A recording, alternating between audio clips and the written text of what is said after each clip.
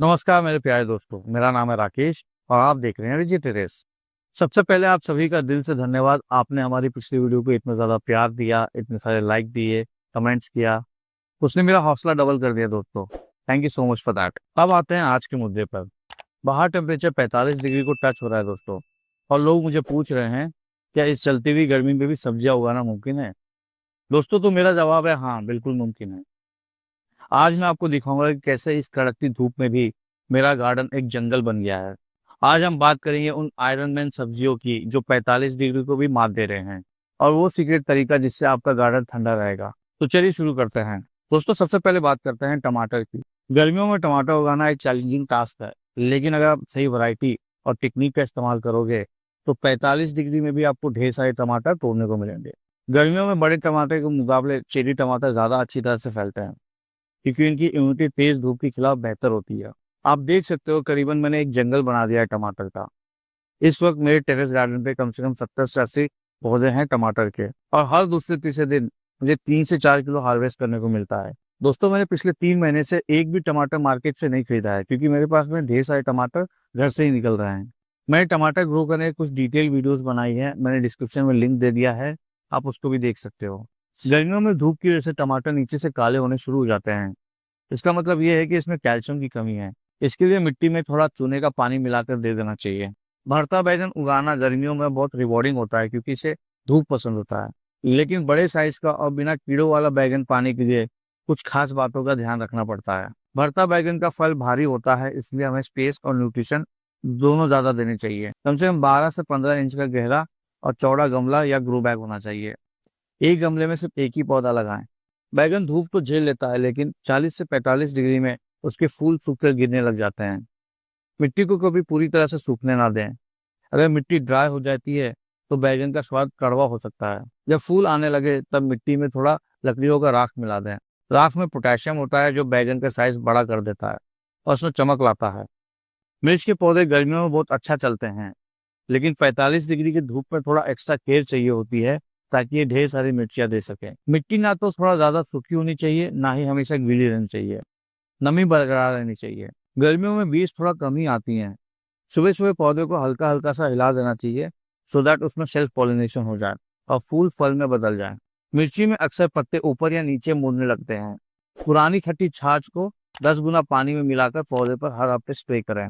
ये anti fungal और antiviral का काम करता है। टिप्स और माइट से बचाने के लिए नीम ऑयल का स्प्रे शाम को वक्त जरूर करें। भिंडी गर्मियों में सबसे मजबूत सब्जी है। ये 45 डिग्री को धूप को सिर्फ ना झेलती है, बल्कि उसमें खुश रहती है। लेकिन रेड भिंडी और ग्रीन भिंडी दोनों एक साथ उगाने का कुछ खास राज है, जो आपकी पैदावार को बढ़ा देंगे। रेड भिंडी में एंथोसाइनिन ज्यादा होता है, जो इसे लाल रंग देता है और ज्यादा न्यूट्रिशन भी बनाता है। इसकी ग्रोथ थोड़ी स्लो हो जाती है शुरुआत में, लेकिन गर्मी झेलने में ये ग्रीन भिंडी से बेहतर है। ग्रीन भिंडी तेजी से बढ़ता है और प्रोडक्शन ज्यादा देता है।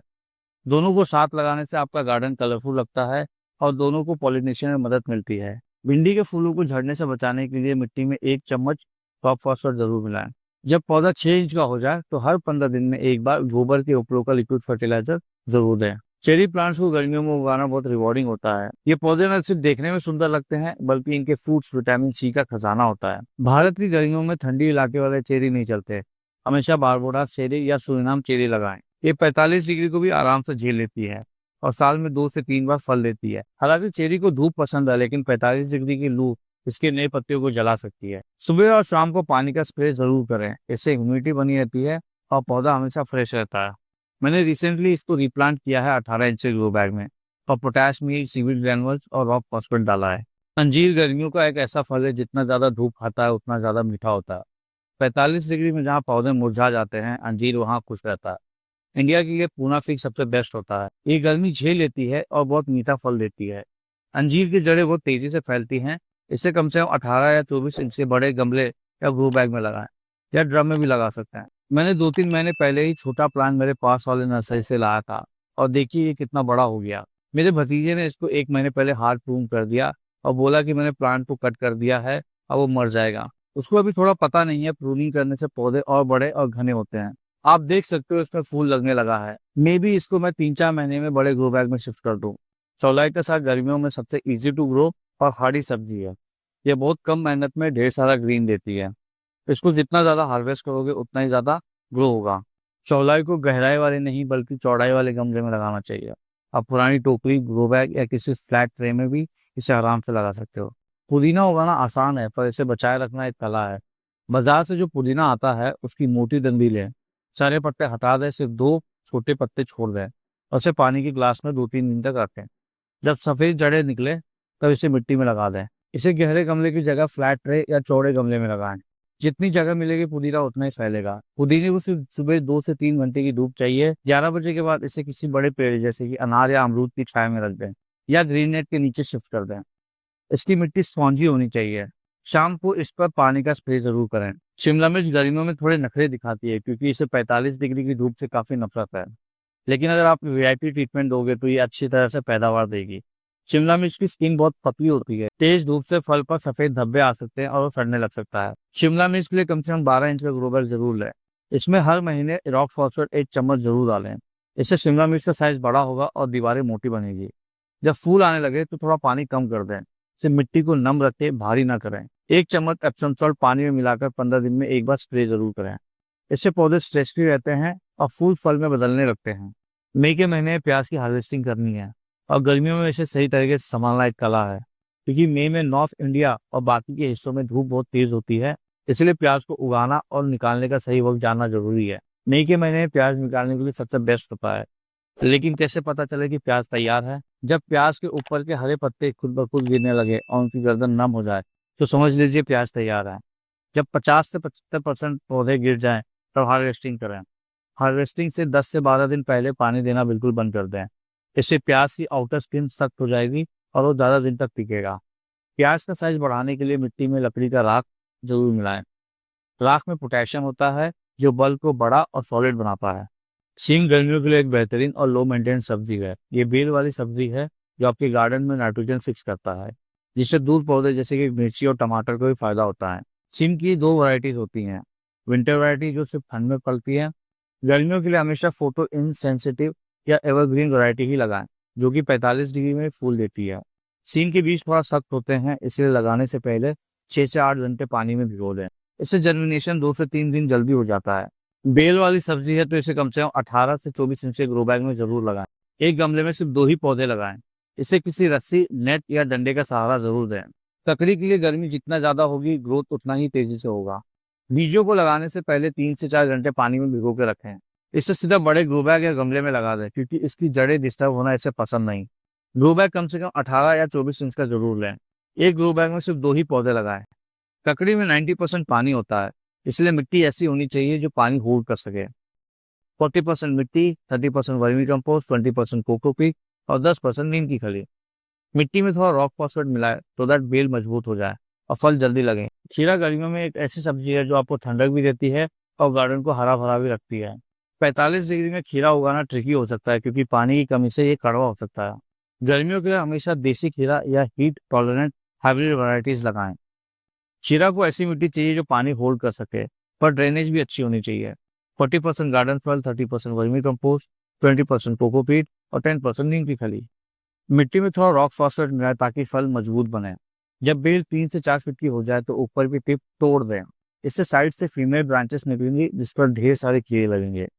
हर 10 दिन में एक बार लिक्विड फर्टिलाइजर जरूर दें।